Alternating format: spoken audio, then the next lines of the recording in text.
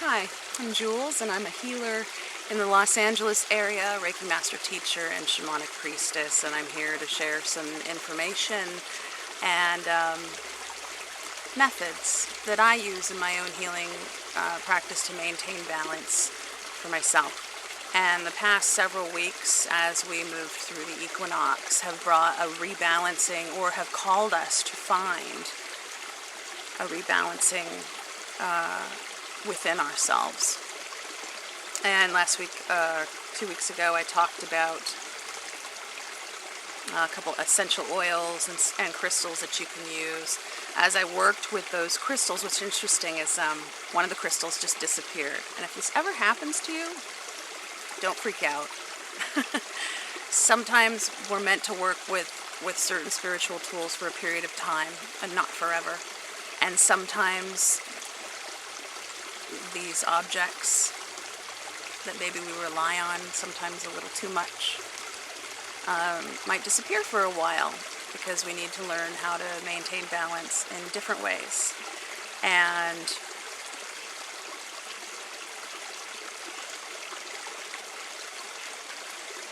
there's a frog that I'm hearing.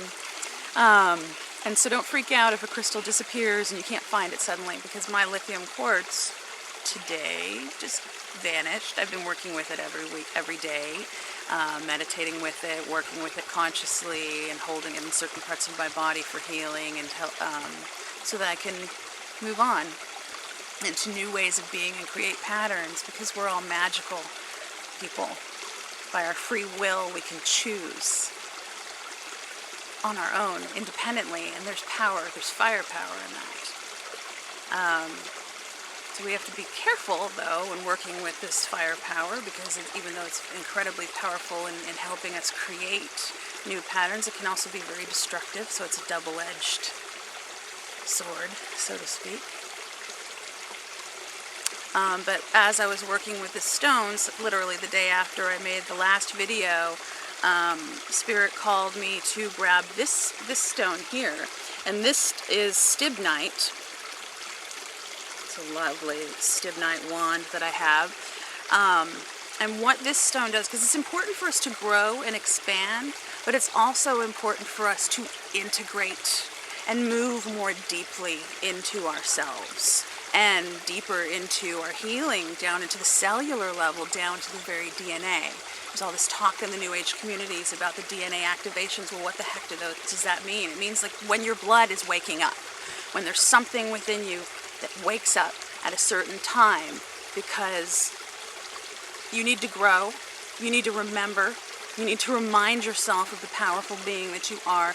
You need to go within and relearn yourself in new ways, reinvent yourself, and heal, and claim and reclaim power that is a part of you, that's connected to you through your blood, through your lineage.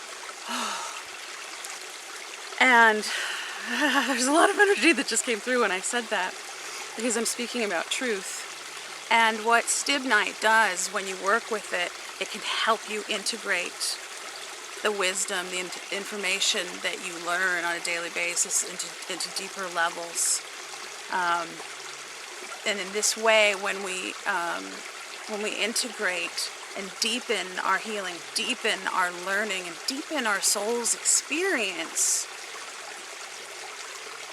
something starts to happen. We start to evolve, we start to grow, we start to listen to that silent part of us, that part of us that is said to dwell within the land, the soil beneath your feet. So working with stones can help us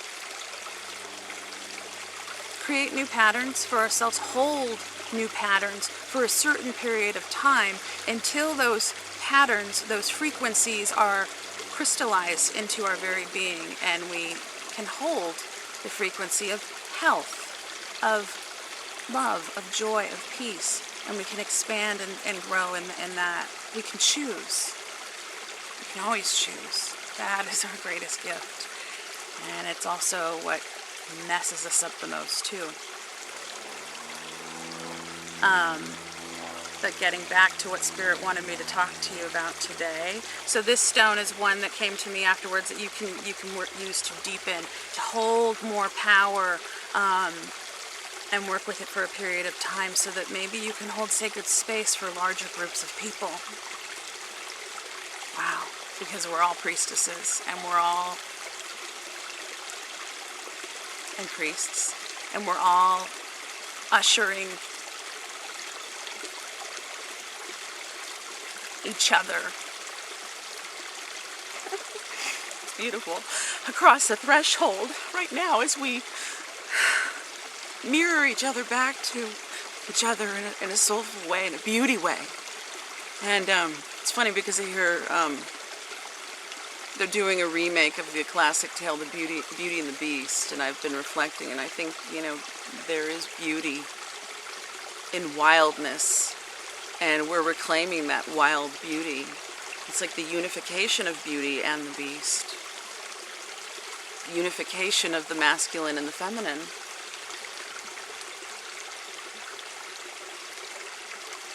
The wild, the untamed with the refined, with the wise master. And embodying both, not just one or the other. Spirit reminds me, it's like the tales of Merlin when he emerges from the wild. After being detached from humanity for a while, and he's part of the land itself. He's part nature. It's a part of him that's transformed, and I think a lot of us are reconnecting to that natural aspect of ourselves that is wild, that is beautiful, that is untamed, and scares the crap out of a lot. Out of the patriarchy.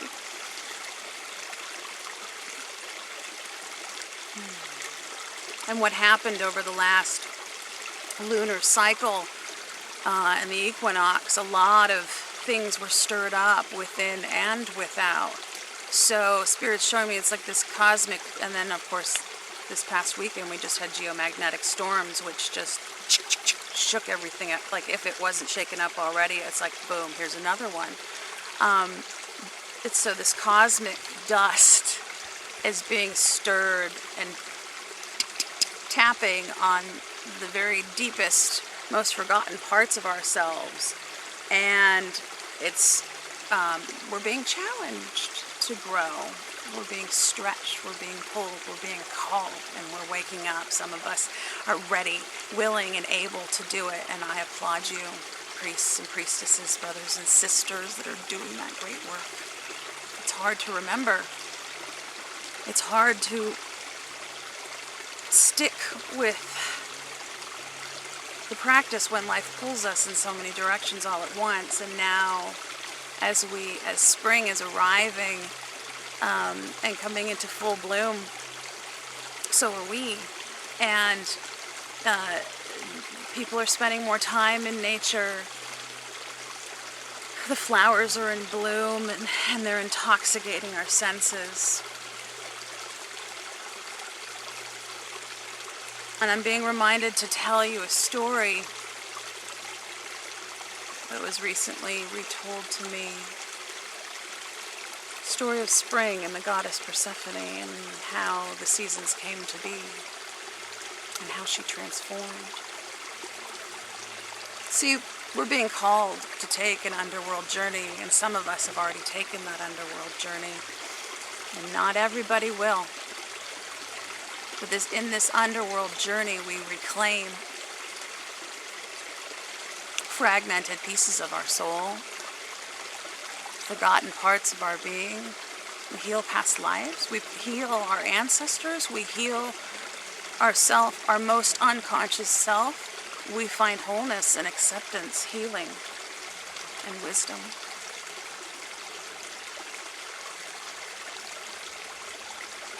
Because if we're broken, if we're in judgment, casting judgment upon ourselves, if we're rejecting ourselves, or not accepting every aspect of our being, our ugly parts, our nasty bits, the disruptive part of us that wants to freak out, that wants to be wild. If we don't make peace with this wild, untamed, forgotten, maybe angry, definitely wounded, if we don't heal that wounded aspect, we'll never be whole. And if we're not whole, we'll never be at peace. There will always be in conflict with ourselves in some way. We can't live in peace. We can't have peace in this world until we learn how to be peaceful with ourselves. And we're living in a reality, and we're experiencing an embodiment experience that is limiting to our infinite, undying, immortal self. That's frustrating.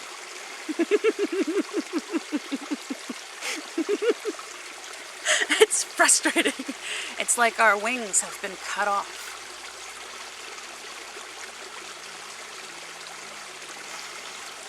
And if you think about it, think about your shoulder blades.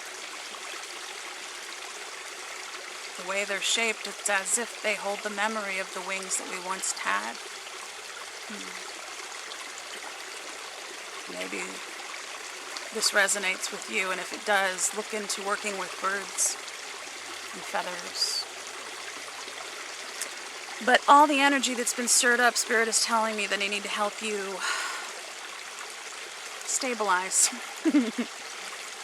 calm, heal, ground, and integrate.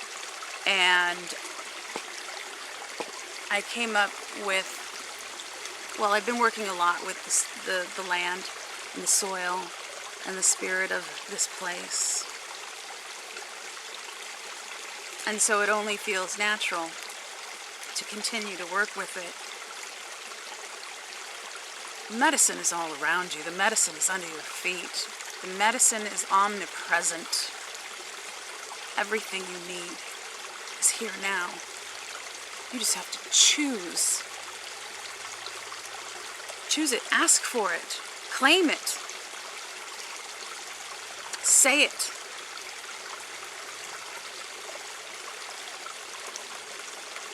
When we sit on the couch wishing, even meditating on it, it's one thing, and our thoughts do have power. But when we say it out loud, something else happens. Because we are releasing the power of our will, our words,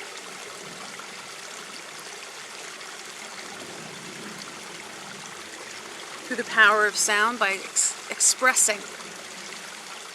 I am this, I want this, I'm doing this, this is what I choose, this is who I am.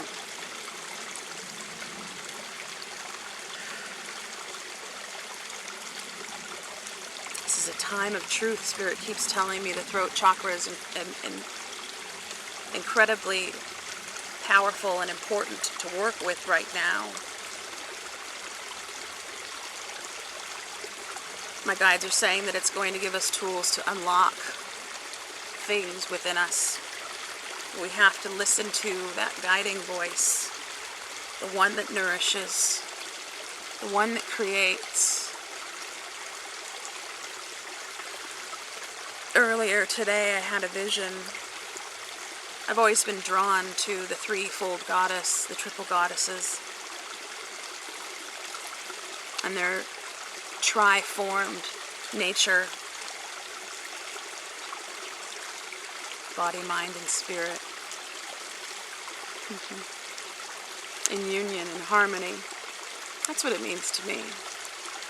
It's also our ability to create, our ability to preserve, and our ability to destroy. These are three faces that we wear. Three faces that we express to the world.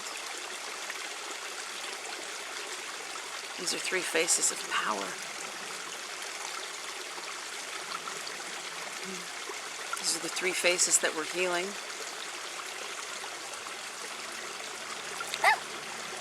Okay, I have my feet in the stream, and a leaf just flowed down and tickled my foot, so it surprised me. Okay. So,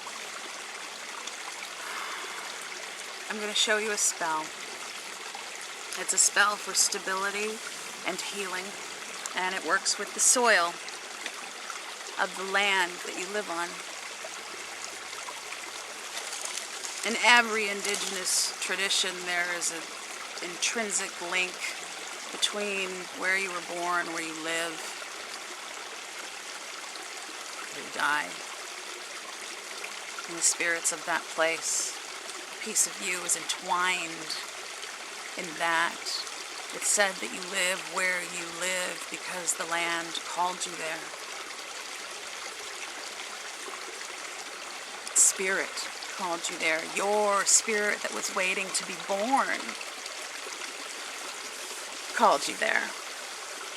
So I gathered some soil. I've been gathering and working with soil for years now. I don't even remember how long, but I've been working with asking people to bring soil from their home to the healing circles that I do. And we mix all the soil together and we do our healing rituals and meditations, and then everybody takes some of that blessed soil home that they can sprinkle around their house or in their garden. And so what you should do is gather some soil from the place where you live, not in a potted plant, but from the place where you live, or in your garden would be nice. And, you know, okay, so once you have gathered it, and take a moment to pause before you gather the soil. Don't just grab it and go, because this relationship you are cultivating right now is based in perfect love and perfect trust and mutual respect. So there's something to be said for manners. And asking permission is one of them. So before you collect the soil, take pause. Align yourself in the peaceful way that you feel most drawn to do according to your practice. Make the moment sacred.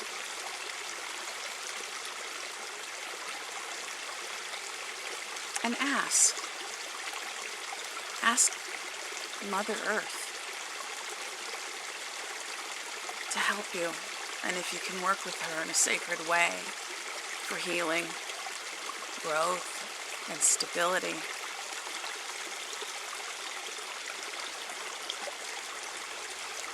And then take the soil. First you're going to need the soil. About a tablespoon would be fine.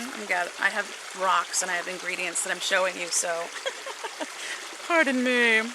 So you're going to need the soil, about a tablespoon should be fine. I'm trying to remember the last time I used a tablespoon. So then you're going to need a natural form of cloth, about a 4-inch square. This is cotton. You can do silk if you feel drawn. You can do leather or animal hide if you feel drawn to work with a specific animal. But use something that's natural. If it's synthetic, it doesn't have any life force in it. You want to work with the life force. So, I prefer to work with, you can use white or green. You're working with the element of the earth. You're working with Mother Earth. So whatever color to you most symbolizes that. Earth is also the element, is the physical world that we live in. It's our bodies. It's the soil beneath our feet. It's everything that grows from that soil. The things that nourish us and help us grow and sustain us and keep us strong and alive. So the 4-inch square of cotton would be great. And then a length of string, ribbon. I have green, and this is made of wool. I like to use natural. I'm a natural girl, what can I say? So, then you take the soil. Okay. This is tricky because I don't have a working altar, aka a flat surface to work on. So stick with me as I move through this. I'm trying to show you as I go through it and not get dirt all over the place, because this is really sacred soil that I've been working with. I'm going to return and use some of it in this working, and then I'm going to return the rest of the land, and I'm going to do an exchange and bring a fresh batch of soil to the next healing circle that we do, because we're right upon the new moon and sun, both being in Aries. Initiations, new beginnings. It's a new season. Past is over. Winter is over. Moving on. Time for some spring cleaning. Okay, so we take the square of fabric in our hands. And we take about a tablespoon of soil. We place it in the center. Let's try to do this and not be a total silly girl. Alright, and we cup it in our hand. Your hands are holy. Your hands are blessed. Your hands are sacred. When you're aware of the things that you create or destroy and change and manipulate and touch, then you start to understand the gifts of this world, the gifts of what it means to be in physical form, to be able to touch, and why being here is really such a gift. Look at what we can do. We can make stuff. We can touch things. We can be touched. So we take the soil in our sacred, whole, and holy hands. And we take pause, honoring its sacredness, honoring the minerals and the mineral kingdom and the crystals that hold us, that uphold us, that give us structure and form. We honor the bones within us when we honor the minerals, calcium deposits in the earth and soil. There's information there. There's memory there. So you want to wake it up. And you wake it up by sharing your life force with it. So you honor yourself in the breath and the breathing space. On the inhale, you're aware of your divine sacred nature, your threefold nature, the unification of your mind, body, and soul. And as you exhale, you blow your sacred breath, your healing, your holy breath upon this soil.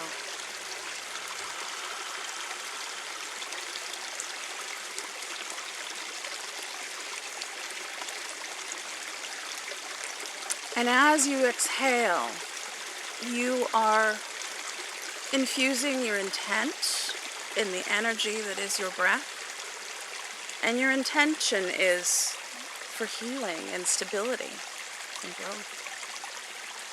And to help you hold and maintain love, joy, and peace as you move into this new season and work in a conscious way with the magic of the place that is all around you, always. And the forgotten wisdom that is just below your feet, always. This reminds you to keep both feet on the ground. This reminds you that you are too a part of the soil. You are born of this earth. And back to this earth you shall return at some point. Your body will. And as it decomposes, it becomes one with the place around it. And over time, it is said that the bones of our ancestors became the stones and the crystals and the minerals beneath our feet.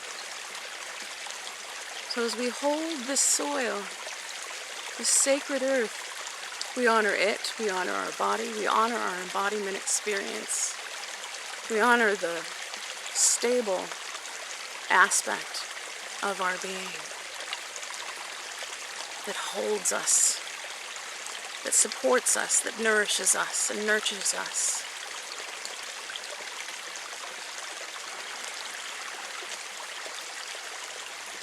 And then what you do is you take your piece of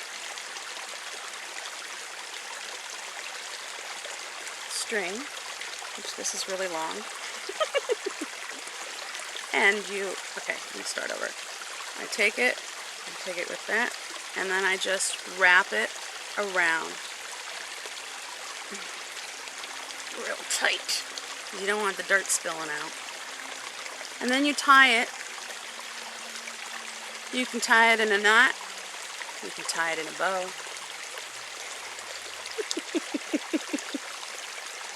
I know I'm weird. Okay. Tie it.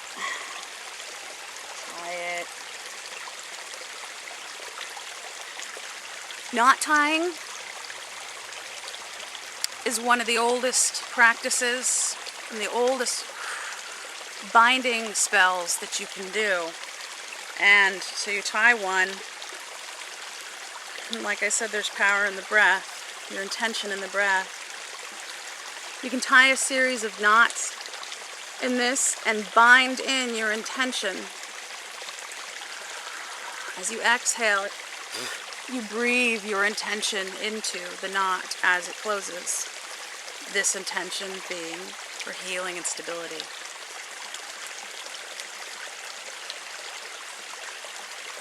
And as you make one knot, you say, by knot one, the spell's begun.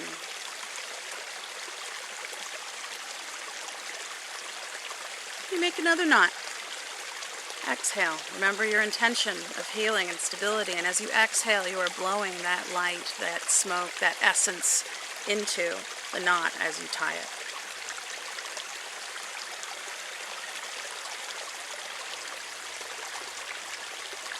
By knot two, make it be true. And one more. Third time's a charm.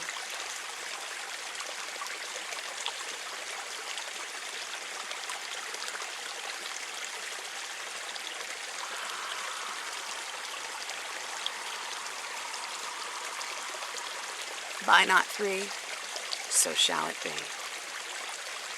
Okay. And with this, you can also hold this in your hand now that it's together. I like to make little things and cup them in my hand so I can hold them in the gasho or namaste position, hold them at my heart, and meditate on embodying the experience I wish to have with it. So in this place, it would be healing and balance. So I know there is inherently always a piece of me that is in balance with something here, or I would not be here. So I find that place, and it usually lives in your heart. That's a good place to start looking for it.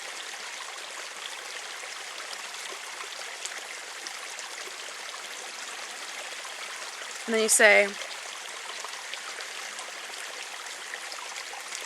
Mother Earth, solid one, kissed by rain, wind, and sun. Grant healing and stability unto me. As I do will, so shall it be. And then I take a deep breath.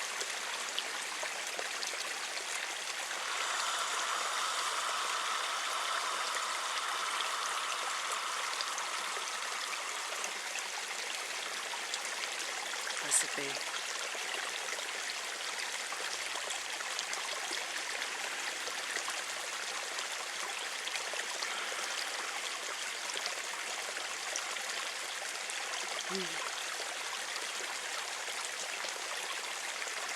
May healing and stability always be with you.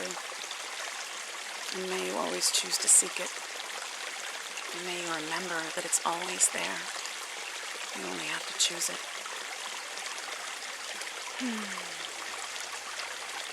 Until next time, blessed be.